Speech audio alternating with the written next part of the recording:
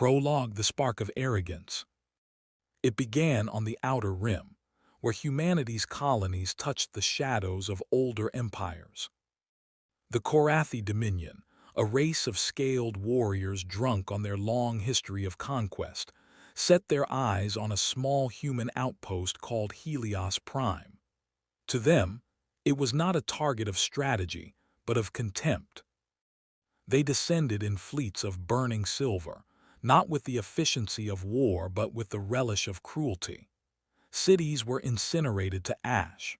Families, unarmed and unprepared, were herded into public squares to be executed before transmission arrays, so the galaxy could watch. Korathi commanders laughed into the feeds. "This is the cost of your weakness, Terrans. You breed like vermin and we cull you as such. Crawl back to your cradle or we will burn it next." For the galaxy, it was just another imperial raid.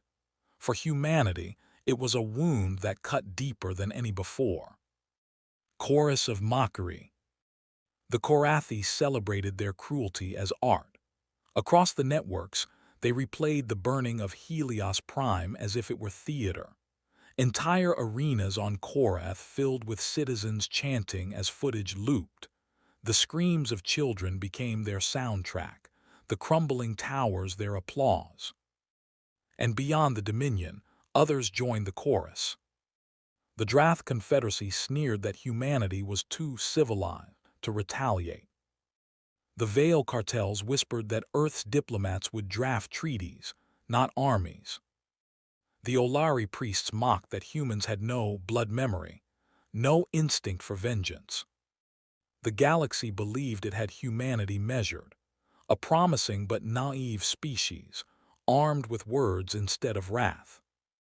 In their arrogance, they forgot the silence of Earth was not weakness, it was patience. The breaking of silence. The transmission stopped. For 3 days Earth said nothing. No diplomats begged, no colonies pleaded, no leaders condemned. Then on the 4th day, the void itself trembled. Across hundreds of systems, encrypted signals awakened ancient protocols. Dormant shipyards lit up like constellations igniting. Colony militias were absorbed into a greater command. And from Saul, from the cradle itself, the fleet of retribution departed.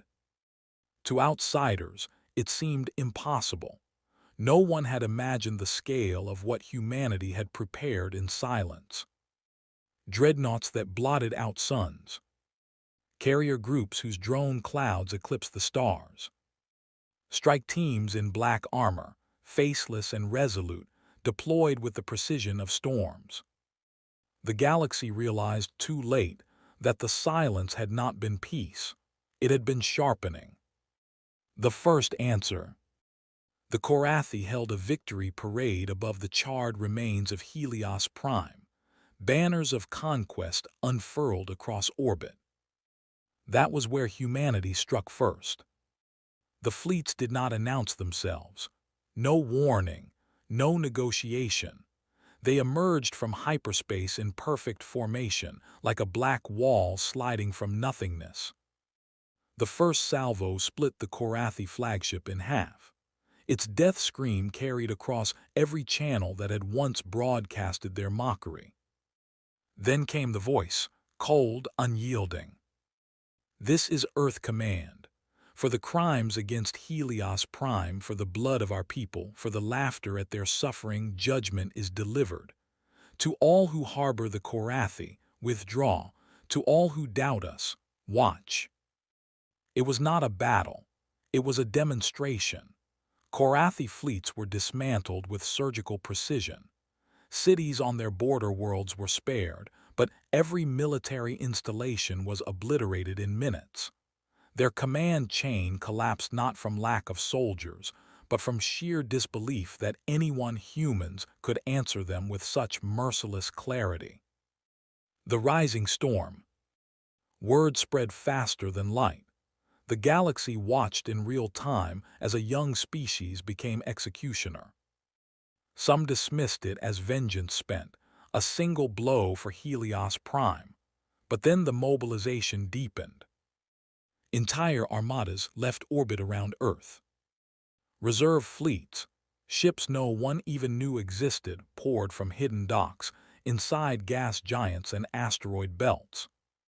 Humanity's colonies, once considered scattered and vulnerable, revealed themselves as forward bastions armed to the teeth.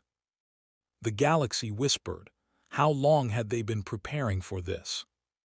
The answer was chilling. Humanity had not built these fleets for expansion. They had not armed themselves for conquest.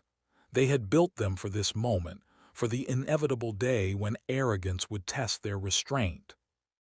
And now restraint was gone. The annihilation. The Korathi core systems lit the skies with desperate defense fleets. Every moon, every station, every bastion turned its guns outward. Their propaganda declared, "Let the vermin come.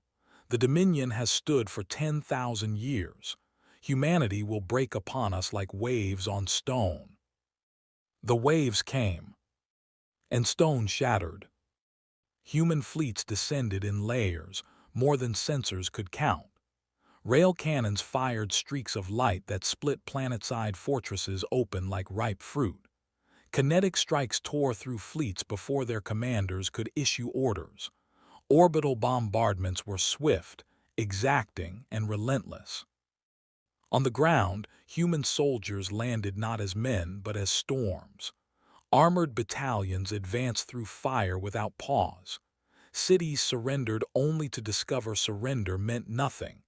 Humanity had no interest in conquest, only in erasure. World after world fell silent. The Dominion's fleets burned, its banners turned to drifting ash. For the first time in living memory, the galaxy saw not warriors or diplomats, but the core truth of humanity.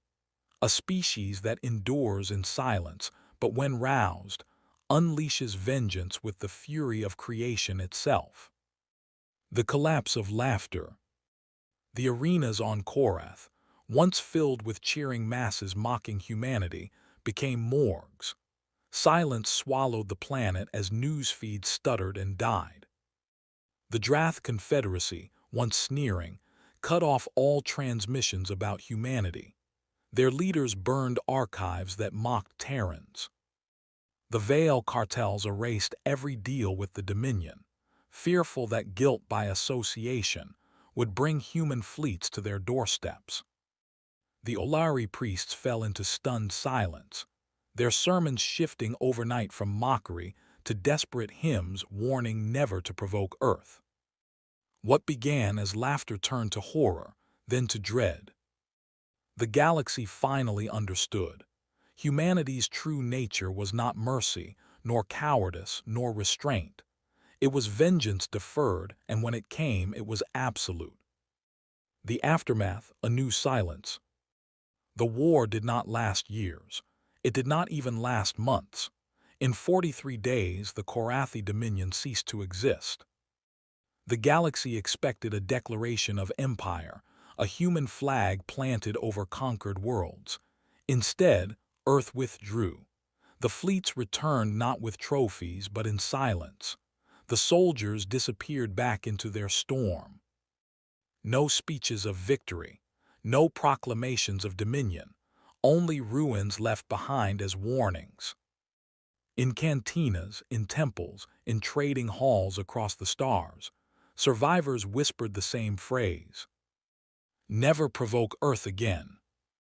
And somewhere in the shadow of Saul, humanity waited once more in silence. Not weakened, not exhausted, but vigilant, a predator at rest, patient until arrogance awoke it again. Epilogue: the infinite vengeance. The galaxy would never again mistake silence for weakness. For now they knew. Humanity does not forgive cruelty. Humanity does not forget humiliation. Humanity does not merely survive. When pressed, when mocked, when wounded, humanity shows its true nature. And that nature is infinite vengeance.